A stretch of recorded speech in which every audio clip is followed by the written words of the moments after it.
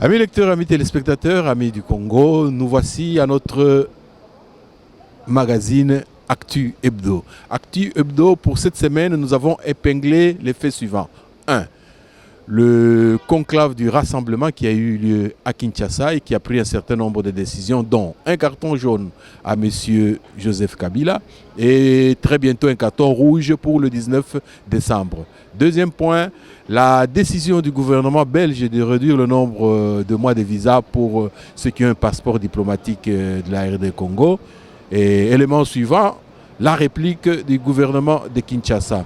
Et enfin, quelle est la force de la diaspora? Saura-t-elle se mobiliser autant qu'en 2011 pour que les médias internationaux viennent plus nombreux et que l'opinion internationale soit davantage influencée? Eh bien, suivez cela dans ce reportage que nous avons réalisé depuis Bruxelles avec notre réalisateur Gérard Kanabassao. Cette semaine, il y a eu le conclave du rassemblement. Et parmi les décisions prises par ce rassemblement, il y a le carton jaune pour M. Kabila et le carton rouge très bientôt. Quel est votre commentaire là-dessus?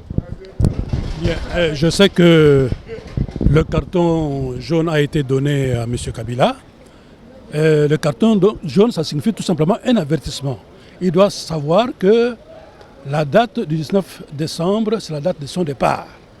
Alors maintenant, quand on lui donne la carte, c'est pour un avertissement, pour lui dire qu'il se prépare à la sortie à cette date, afin qu'il n'y ait pas effusion de sang. Écoutez, peuple congolais, Kabila, on ne peut pas lui donner un carton jaune. Un carton jaune, c'est comme si c'est un avertissement. Nous, ton peuple congolais, une personne qui massacre, qui tue, qui pue toutes les richesses du Congo, mais normalement, il a directement un carton rouge. Et une personne qui est en train de bafouer la constitution de notre pays, on ne peut pas s'asseoir ou dialoguer avec un criminel. Et quand il y a les dialogues avec Kabila, c'est mieux que les glissements. Et aujourd'hui, le peuple congolais, nous avons compris et nous avons dit, on ne veut pas de dialogue avec Kabila. Il est arrivé à la fin de son mandat. Qui est les conclaves et rassemblements? Ça ne nous concerne pas. Ça ne nous concerne pas. Nous, au niveau de la coalition des forces vives congolaises, nous demandons une seule chose, le départ de Kabila. Après, il y aura le dialogue inter-congolais pour que les Congolais, on se met sur une table ronde, qu'on puisse parler le problème du Congo. Il faut akende kaka. Ya kwenda akatuka. Amefa bantu mingi na este na Kinshasa. Il faut qu'on ait besoin de yandi ve. Ba Congo bene na guwa yo ya mutunu metuba. Ba kwenda kayandi. Are voleur, muibi, pilleur de Congo. Un carton jaune à M. Kabila pour le 19 octobre et un carton rouge pour le 19 décembre. Quel est votre commentaire là-dessus? Moi, je ne sais pas comment est-ce qu'on peut encore donner un carton rouge ou jaune à un tel monsieur. Un tel homme, je ne l'appellerai même pas monsieur, qui défie tout un peuple et qui prend tout un peuple en otage, qui a tué l'année passée, le 19, le 20, le 21, et qui vient de tuer au mois de décembre.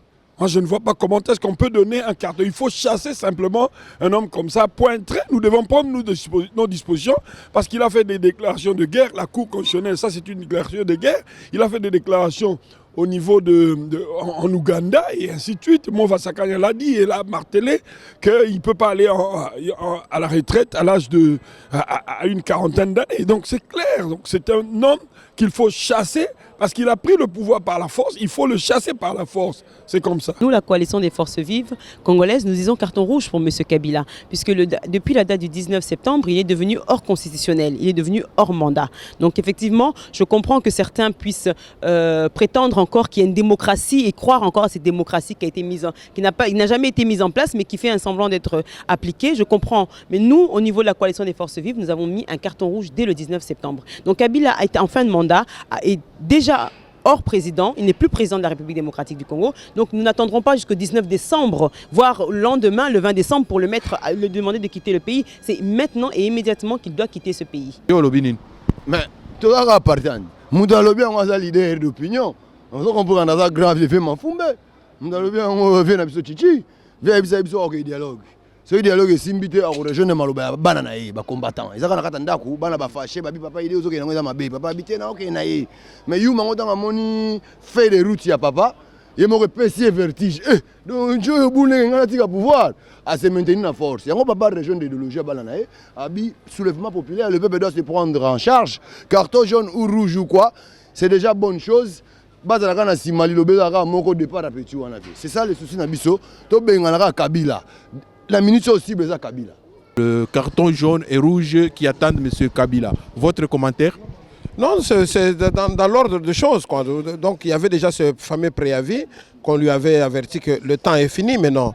Donc c'est dans cet ordre de choses-là que le 19 prochain, le président lui a donné déjà ce carton jaune qui signifie que au mois de décembre, il doit partir. Il n'y a pas d'autre solution. Ce qui est la seule tracasserie qu'il y a maintenant, c'est-à-dire que nous devons seulement réfléchir. Hein?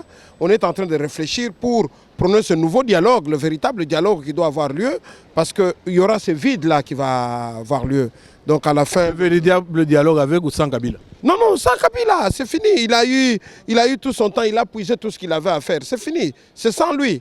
Le 19 décembre, le peuple congolais dans son ensemble, même toute la classe politique congolaise, y compris même ceux qui sont pourris, hein, les corrompus là, tout le monde sait que le 19 décembre à minuit, c'est fini. Il n'y a plus de place. C'est-à-dire que là, les Congolais vont se prendre eux-mêmes en charge. Donc c'est-à-dire qu'il y a plusieurs pistes qui sont avancées. C'est-à-dire que nous ne manquons pas d'intelligence pour pouvoir nous organiser sur cela. Bon, moi qui te parle en voyant déjà quand nous tournons dans les salons politiques, dans toutes les institutions, par exemple ici, c'est cela qu'ils disent, hein. Ils tous disent cela. Donc voilà. En Belgique, le gouvernement, le ministère des Affaires étrangères a décidé de réduire le nombre de mois de visas pour ceux qui ont des passeports diplomatiques venant du Congo. Et comment vous considérez cette mesure? Vous la trouvez bonne, mauvaise, ou bien insuffisante ou trop peu? Je crois avoir entendu parler de cette décision du gouvernement du Royaume de Belgique. Je crois que c'est une très bonne décision quand même.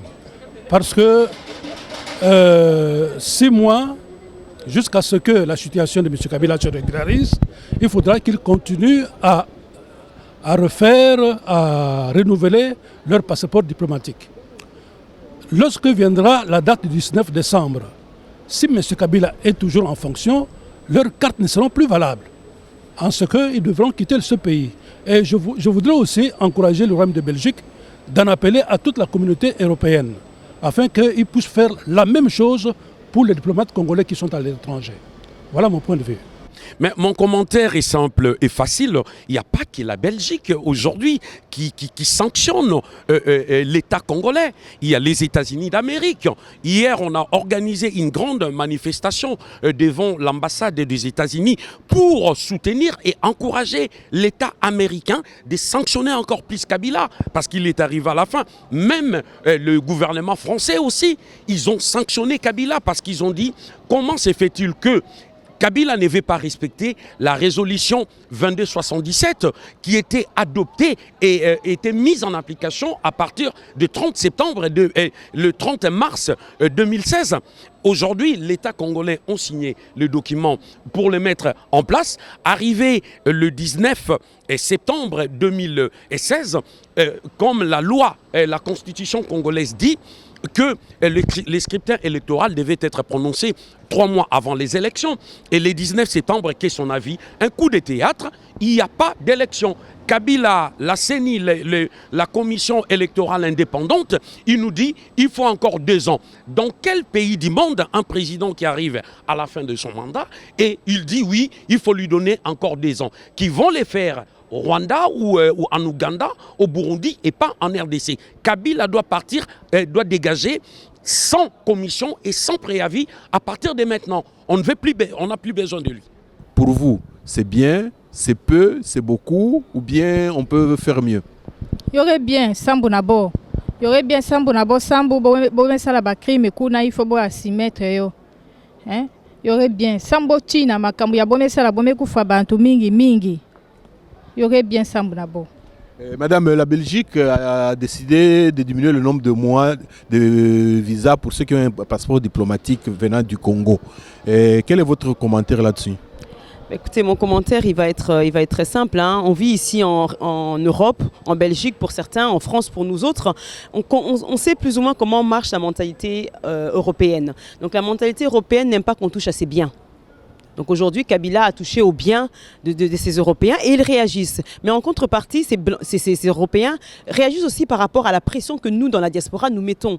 Puisque nous leur mettons face à un fait. Le fait qu'ils sont indirectement ou directement complices des massacres qu'il y a en République démocratique du Congo. Donc il faut à un moment donné qu'ils puissent prendre parti. S'ils restent dans le parti du Kabila, ça veut dire qu'ils sont auteurs et complices directement des massacres. S'ils effectivement ils ne le sont pas, alors automatiquement ils doivent prendre parti pour le peuple. Et c'est ce qu'ils font aujourd'hui. Si effectivement ils maintiennent cette demande de dire que les diplomates n'ont plus à venir en Belgique pour rester y séjourner, c'est un bienfait, puisque ces diplomates-là devront répondre demain de leurs crimes ou de leur participation, de leur complicité sur les atrocités qu'il y a en République démocratique du Congo. Ici en Belgique, nous avons ce qu'on appelle la compétence universelle. Mais ça, c'est plus que 6 mois et retiré, 6 mois, que sais-je encore. Donc la Belgique a une arme très très puissante qu'on appelle la compétence universelle.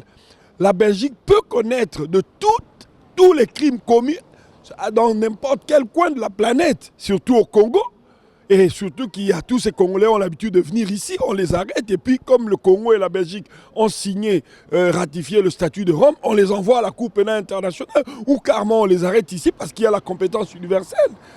Mais les visas, le retrait des visas ou la diminution du nombre de jours dans les visas, c'est vraiment, pour moi, c'est un coup d'épée dans l'eau où tout au moins ça n'aura pas beaucoup d'effets assez néfastes sur tous ces gens, tous ces criminels.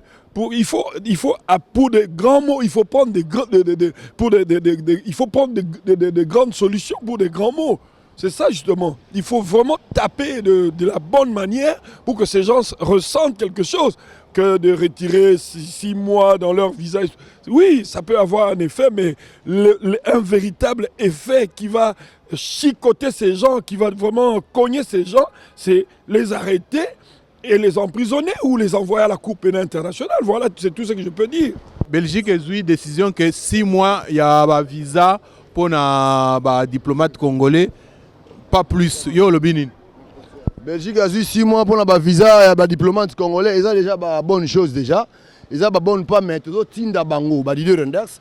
Didier Reynders étant que le ministre des Affaires étrangères belge, c'est lui qui a reconnu M. Kabila comme président élu démocratiquement en 2011, soi-disant, qu'il a gagné le candidat historique de la République démocratique du Congo, M. Etienne Tshisekedi. C'est même lui-même, Didier Reynders, qui a reconnu cet imposteur. Alors, c'est maintenant au l'État belge de se prendre en charge, de couper toute aide financière qui donne à l'État congolais et qui coupe toute aide morale ou quoi à l'État congolais parce que cet État n'est pas crédible. Et nous allons poursuivre notre idéologie. Le combat est là. Vous savez, les Congolais, nous tous ensemble. Maintenant, quel que soit de l'UDPS, de MLC, d'Apareco, tous les Congolais sont ensemble, unis et souverains. On va mettre cet imposteur Kabila dehors, papa. Maximum 6 mois de visa pour ceux qui ont des passeports diplomatiques du Congo. Donc une diminution drastique. Votre commentaire? Oui, on continue toujours à faire pression. Ils n'ont pas dit ça pour rien. Vous savez vous-même très bien que c'est comment il a été saisi au Parlement. Mais ce qui est plus important que les gens doivent retenir, c'est la position officielle de la Belgique. Tu l'as même publié déjà, donc cette fameuse résolution que M. Peter Valenden de la NVA avait publié, qui a été reconnue unanimement, je dis bien parce que j'étais à l'Assemblée, unanimement au niveau du Parlement. Donc c'est passé. C'est cela la position officielle. Maintenant, nous sommes en train de faire pour qu'il y ait maintenant de viser sur, qu'on puisse attaquer individuellement maintenant, qu'il y ait des sanctions d'une manière individuelle. Ça va s'accentuer. Je crois que ces mois ici, déjà, hormis les 6 mois-là, il y aura toute chose. C'est une bonne chose. Parce que je crois que c'est donc ce que les indiscrétions et les échanges que nous avons eus, c'est l'événement du 19 et du 20, ça a beaucoup choqué, ça a choqué. Vous avez vu que le Premier ministre s'est tenu du haut de l'Assemblée, hein, de l'Union du haut des Nations Unies qu'il a déclaré. Et récemment, la semaine passée, vous avez entendu le ministre des Affaires étrangères, ce qu'il a dit. Donc ça va s'accentuer d'une manière tellement, ça sera plus drastique. Ils n'auront plus de temps. Mais non, c'est ce que nous demandons, seulement que le peuple soit vigilant maintenant, ne plus se distraire. Ce n'est pas encore un acquis, nous allons continuer à mettre la pression.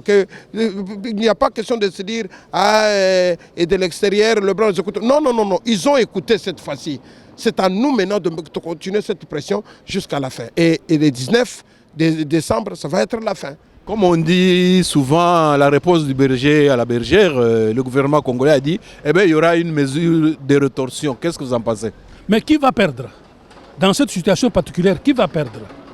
Ce sont eux, parce qu'ils ne pourront pas avoir accès à leurs biens qui se trouvent à l'étranger, parce que nous en savons, nous connaissons là où ils se trouvent, nous savons qu'ils ont beaucoup de biens, que leurs enfants étudient dans ce pays ou dans les autres pays européens. Ce sont eux qui ont à perdre.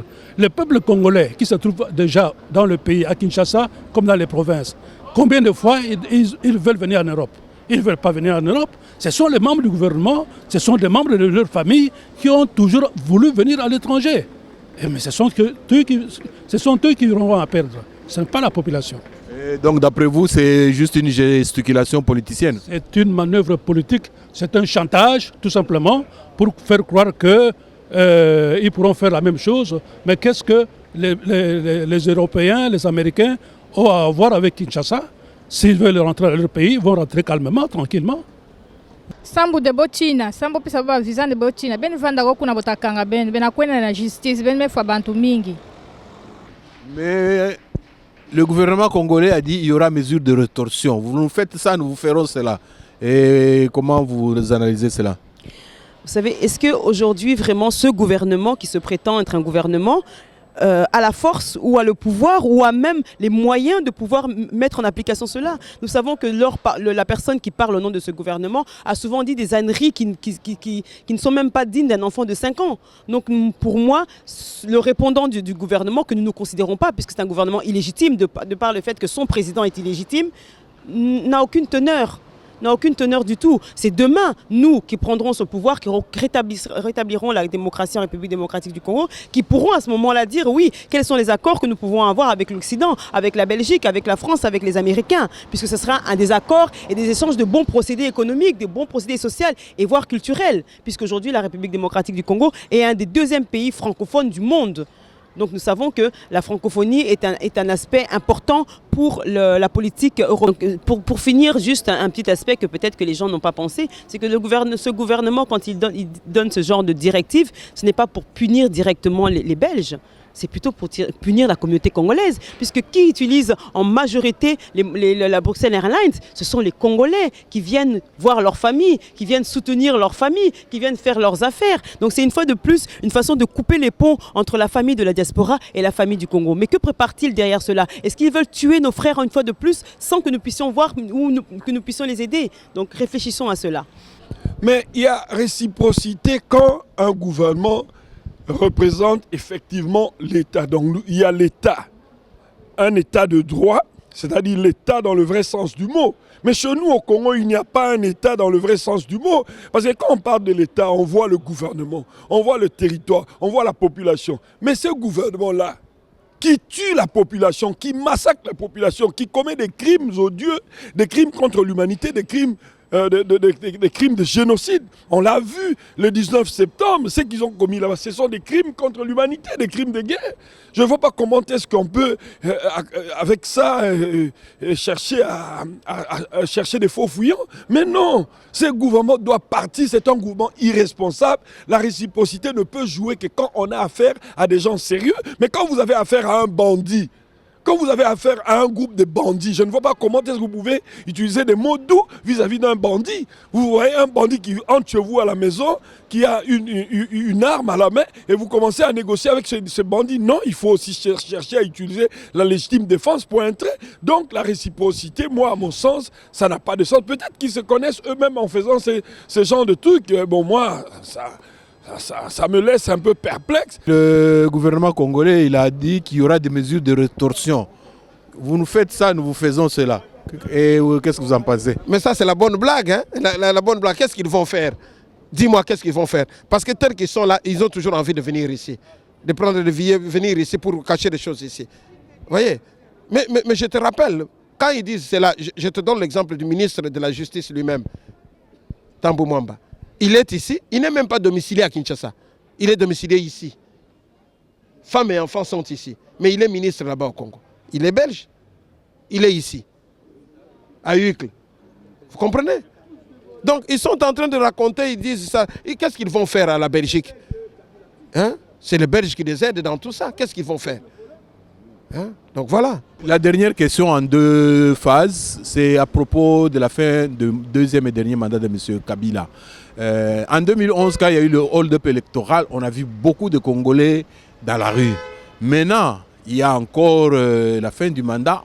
Ça semble timide. Vous pouvez expliquer cela comment et comment corriger cela?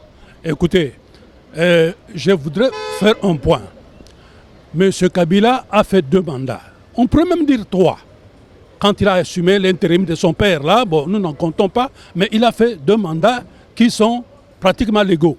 S'il arrive que le 29 décembre, il ne parte pas, parce qu'il aura décidé ainsi, alors nous disons qu'il a préparé une manœuvre pour que, à cette date, les élections ne soient pas prêtes et qu'il puisse continuer à gérer le pays d'une façon illégale. Alors nous disons que nul ne peut se prévaloir de sa propre turpitude. Comme nul n'est censé ignorer la loi, il a ignoré et cela se retourne contre lui.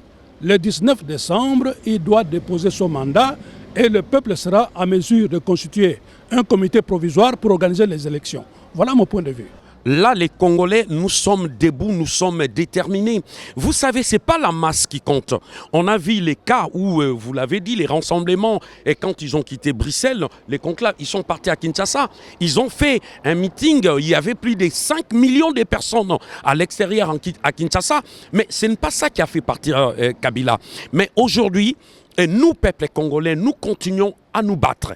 Et nous demandons à la communauté internationale, même si on sait comment il fonctionne, mais actuellement, on a besoin de foutre Kabila dehors, de dégager Kabila.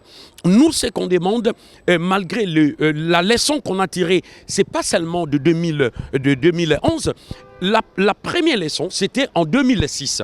Les élections entre Jean-Pierre Mbemba et Kabila. Mbemba, il avait gagné les élections, mais on a vu ce qui s'est passé. Et la deuxième fois, c'était l'usurpation en 2011. Et Étienne Tshisekedi avait remporté la victoire, mais Kabila s'est maintenu au pouvoir. Et là, c'est 2016. Il arrive à la fin et il va rester éternellement. Les problèmes, il faut comprendre. Mais non, ce n'est pas une dynastie. C'est pas un royaume, c'est pas un empire, c'est pas sa maison. Mais aujourd'hui, nous demandons une seule chose. Il est arrivé à la fin. Il doit partir avant le 19 décembre 2016. C'est tout ce qu'on demande. Sinon? Mais déjà, il y a l'application de l'article 64 qui dit tout Congolais a les devoirs de faire échec à tout individu ou un groupe d'individus qui prend le pouvoir par la force ou qui l'exerce par violation. Aujourd'hui, il y a la désobéissance civile qui sera appliquée. Et normalement, si Kabila s'entête à rester au pouvoir, là, on a vu la preuve. Le 19, le 20 septembre, il a massacré plus de 1000 Congolais. Et pourquoi ? Dans n'importe quel pays, les peuples ont droit à la liberté d'expression, ils ont droit de manifester, mais Kabila, quand on manifeste en RDC, il tue. Et tout ça devant les yeux de la communauté internationale, et Kabila sera arrêté et transmis en justice. Et je dis à Kabila, tu mourras comme tu tues aussi les peuples congolais. Pour cette année, effectivement, les médias internationaux sont avertis. Ils sont au courant, même si on ne voit pas leur présence, même si on ne voit pas encore leur diffusion. Mais ils savent que la population congolaise, la diaspora en l'occurrence, est mobilisée et déterminée depuis toujours. Donc pour cela, nous ne pouvons pas dire qu'aujourd'hui la mobilisation de 2011 et celle de 2016 est différente. Seulement, la masse n'est pas forcément celle qu'on voit, qui est visible, mais le travail en soi est plus important même que cette masse que nous avons vue en 2011. Donc la diaspora travaille pour que le gouvernement de Kabila quitte le Congo, pour que l'occupation n'ait plus place au Congo et que enfin les fils et les filles du pays puissent prendre ce pouvoir qui est le nôtre, le pouvoir de nos ancêtres. Nous avons vu Lumumba qui s'est battu énormément pour que le Congo reste au sein des Congolais. Et aujourd'hui, cet héritage-là doit nous revenir. Et la diaspora travaille en sorte que ces pouvoirs nous reviennent et surtout que nous puissions faire apporter un nouveau changement. Puisque la République démocratique du Congo est un des pays, si je peux dire, si ce n'est pas la richesse, mais un des pays humanitairement parlant la plus belle. Le Congolais est un peuple accueillant. Le Congolais est un peuple qui aime apprendre, qui aime découvrir. Vous le voyez même au niveau musical, même au niveau théâtral, même au niveau des inventions. Les Congolais inventent tous les jours et innovent. Et cela apportera un bien à l'humanité qu'aujourd'hui la République démocratique du Congo soit enfin développée. Est-ce qu'on peut espérer qu'il y ait davantage de mobilisation? Parce qu'à ce moment-là, les médias internationaux viennent et quand ils viennent, ils sensibilisent mieux la communauté internationale. Votre avis? Mon avis, c'est l'avis de tout Congolais patriote. C'est-à-dire que nous allons continuer à marteler, nous allons continuer à pousser, à appuyer sur les pédales pour que les choses changent. Nous devons nous battre parce que l'article 5 de la Constitution congolaise dit que la souveraineté appartient au peuple. Le Congolais de la diaspora, comme les Congolais qui sont restés au pays, qu'on a massacré le 19 septembre, c'est nous qui détenons la véritable souveraineté. Nous allons finir par chasser ces gens. D'ailleurs, les morts de nos frères et sœurs nous donnent encore plus de tonus, nous donnent encore plus de force pour pouvoir nous battre. Nous allons nous battre pour chasser ces gens du pouvoir. En tout cas, Mbouta Nangaï, pour la média international, le problème d'abord c'est nous. La solution c'est nous. Donc c'est même pas les médias ou quoi, la solution c'est nous. Déjà on a des médias, des chats qui fitent sont là. Tu comprends? C'est une façon de passer notre message. Parce que les médias cachent des choses. Les médias ne veulent pas dénoncer tout ce qui se passe au Congo. Vous comprenez, monsieur? Donc, à cette occasion, je demande à mes frères congolais, étudiants, voyous, Yankee, Yuma, Swapant, Bandayes, tous les Congolais, tous ensemble d'abord. Avant tout, on va mettre cet imposteur. Déjà, j'ai écouté le 19 novembre ici. Il y a une grande manifestation. Et octobre aussi, le 19. C'est ça. C'est ça l'idéologie des cartes jaunes. Et les cartes jaunes, si ça se donne, ça se donne. Mais dès que le rouge va venir, j'ose espérer que tu verras que en décembre, le 19, hein, la presse qu'il y aura, parce que tu le sais très bien qu'à chaque fois que nous organisons des conférences de presse, tu es toujours présent, que la presse internationale nous suit. Mais maintenant, il faut, c'est ce travail d'explication que nous faisons. On passe un peu partout, pour faire le même travail.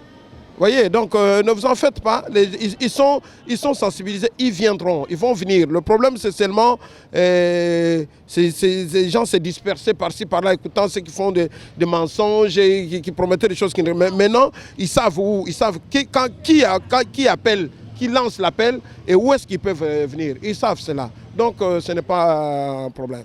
Un dernier mot? Un dernier mot, ce que je peux dire justement dans le cadre de la mobilisation, j'en appelle toujours aux femmes. Moi-même étant femme, j'en appelle toujours aux femmes. Aujourd'hui, la matrice du monde, les mamans, les femmes, les fillettes, les filles, c'est nous. Si aujourd'hui une femme se lève, c'est comme si elle levait 10 000 hommes derrière elle. Sachez-le, une seule femme suffit pour changer un comportement, pour changer une mentalité et pour changer les choses. Alors les femmes, plus nombreuses nous seront dans ce combat, dans cette lutte pour libérer notre peuple, et moins sera long le délai pour le faire. Alors j'en appelle à toute la communauté congolaise, à toute la communauté africaine également, puisque ce combat de la République démocratique du Congo ne concerne pas que le Congolais lui-même, il concerne tous les Africains, puisqu'aujourd'hui, si la République démocratique du Congo se développe, c'est toute l'Afrique qui sera développée. Et cela, il sera un bien pour nous tous et pour toute l'humanité. Voilà mon dernier mot. J'en appelle aux femmes. Les femmes doivent se lever. C'est ensemble, nous, femmes, qu'on construira notre humanité, qu'on rétablira l'ordre des choses.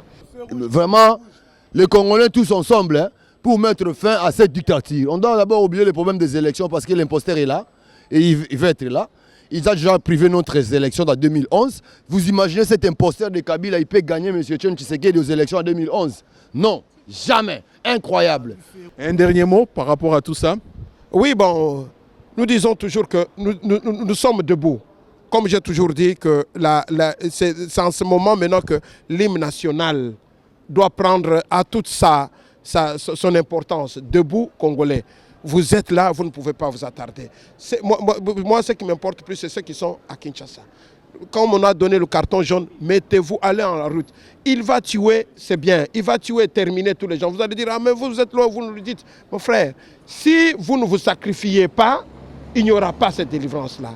Pour obtenir ce que nous cherchons, nous devons nous-mêmes nous battre. Alors mes frères, ne restez plus à la maison. Kabila, que personne ne vous trompe. Sur le plan extérieur, il n'y a plus d'appui. C'est fini, tout le monde l'a fait. Je peux vous citer ici, documents à l'appui.